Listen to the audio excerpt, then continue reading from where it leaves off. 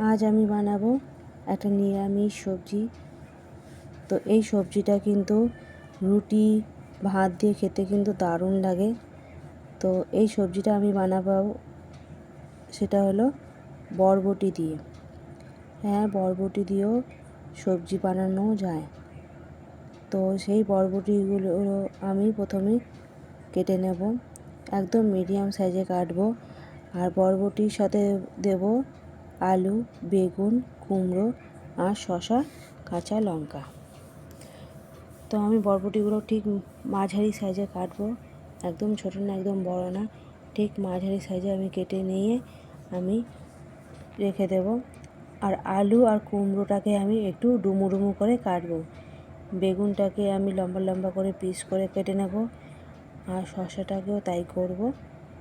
আমি 3টে টুকরো করব, এই যেহেতু একটু বড়ো সাইজে তাই আমি মাঝখান দিক দিয়ে 3টে টুকরো করে আমি পিস পিস করে নেব।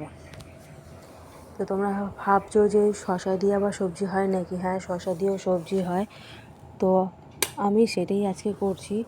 অনেক সময় ঘরে তো ঝিঙে থাকে না, তো নিরামিষ সবজির মধ্যে যদি ঝিঙে দেওয়া যায় বেশ ভালো লাগে, কিন্তু সবসময় থাকে না। কিন্তু শসাটা কম বেশি সবার ঘরেই থাকে। একটা যদি শসা দিয়ে দেওয়া যায় নিরামিষ সবজির মধ্যে, তাহলে কিন্তু সেই সবজির কিন্তু টেস্ট পুরোপুরি পাল্টে যায়, অসাধারণ লাগে সেই সবজিটা খেতে। তো আমি তো সেটাই করছি। তো আমি শসাটাকে খোসাটাকে ছাড়িয়ে নেব, ছাড়িয়ে নিয়ে আমি কেটে নেব। কেটে ধুয়ে আমি সবজিগুলো জল ঝরিয়ে নেব। জলটা ঝরে যাওয়ার পর আমি সাইডে রেখে দেব। এখানে তেলের মধ্যে আমি কিছু বড়ি দিয়ে দেবো। বড়ি ছাড়া সবজি কিন্তু ভালো লাগে না, বিশেষ করে নিরামিষ সবজি যদি হয়। নিরামিষ সবজিতে একটু বড়ি হলে সেই টেস্টও একদম অসাধারণ লাগে। তো আমি তেলের মধ্যে বড়িগুলো ছেড়ে দেবো। একটুখানি নুন দিয়ে আমি ভালো করে বড়িগুলো ভেজে নেব, লাল লাল করে। লাল লাল করে ভেজে নেওয়ার পর আমি সেই বড়িগুলোকে সাইড করে রেখে দেব। সেই তেলেতেই দিয়ে দেবো আবার আরেকটু তেল দিয়ে, ওই একদম বড়ি আবার তেল টেনে নেয়, তো আমি আরেকটু তেল লাগবে, তো আমি আরেকটু তেল দেব। তেলের মধ্যে আমি একটা শুকনো লঙ্কা ফোড়ন দেব আর দেব 5 ফোড়ন। এগুলোকে দিয়ে দেওয়ার পর আমি সবজিগুলো যে আছে, যেগুলোকে আমি ধুয়েছিলাম, সেইগুলোকে সব দিয়ে দেব। সব সবজি দেওয়ার পর আমি ওর মধ্যে নুন আর হলুদ দিয়ে একটু ভাজা ভাজা করে নেব। একটু ভেজে নেওয়ার পরে তার মধ্যে দিয়ে দেব আমি একটুখানি জিরে গুঁড়ো, লঙ্কার গুঁড়ো আর দেবে একটুখানি আদা। এটাকে দিয়ে আমি ভালো করে নেড়ে চেড়ে নেব।